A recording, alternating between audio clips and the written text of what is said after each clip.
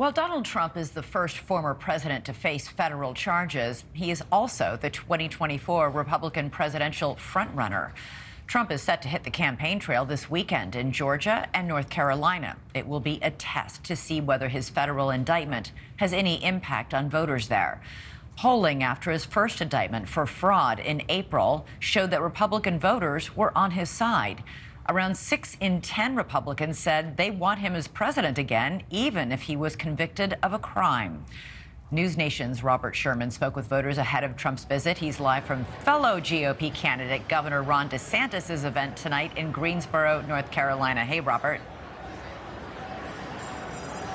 Hey there, Elizabeth. And you have felt a little bit of a shift in tone here among some of the attendees. A few people walking around murmuring about that indictment.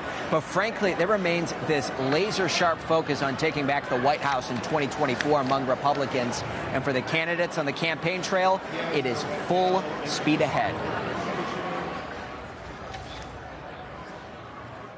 On the heels of a grand jury handing down an indictment in Florida, former President Trump still pounding the campaign trail. Slated to stop off in Georgia Saturday morning, then the North Carolina GOP convention in Greensboro Saturday night. It will be his first time appearing at the same event as Florida Governor Ron DeSantis and former Vice President Pence, since all three formally got into the race. I don't think anyone has a chance against Trump. He has done what he said he would do, and we can depend on him. Barbara Cave is like many North Carolina Republicans who is still riding with former President Trump. New polling data shows Mr. Trump owns a more than 20-point lead in the state. Florida Governor Ron DeSantis solidly in second, with former ambassador to the UN Nikki Haley and former Vice President Mike Pence rounding out the top four. The polls that we've seen definitely show President Trump with the lead, but we've got a lot of baseball to play. Michael Whatley, chair of the North Carolina GOP, says all of these candidates have to focus on finding the middle, because in the Tar Heel state, bringing out the GOP base is not enough.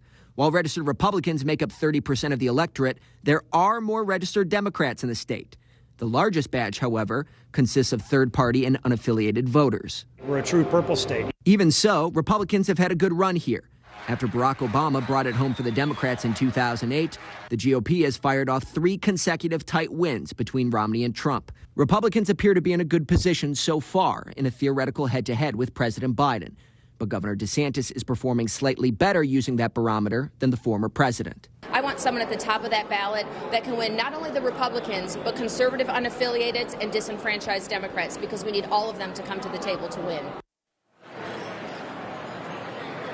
And you're starting to see this trend around the country among Republican voters, Elizabeth, where Republicans very united on the issues, very united on the idea of trying to do well in the general election and take back the White House. Where you're seeing these divisions, though, within the party is who they think is the most electable candidate. That's why you're starting to see the divides between the Trump folks, the DeSantis folks, and everybody else.